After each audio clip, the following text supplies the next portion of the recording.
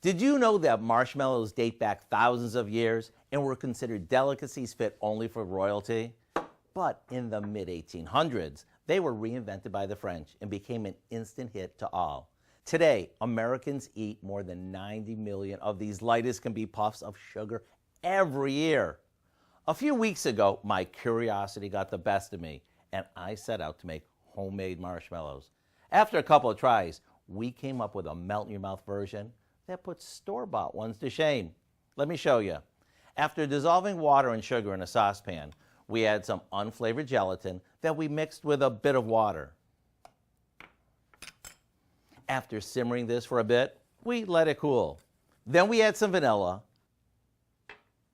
beat it until it's thick and fluffy, and spoon it into a baking dish.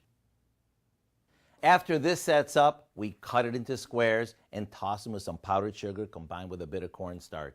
Whether you eat these as is, toast them for s'mores, or float them on a mug of hot chocolate, boy, are you in for a treat.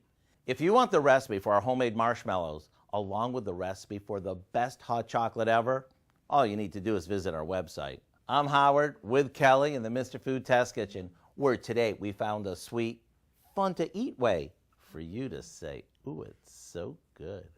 Pretty good. Oh, pretty good. Very good.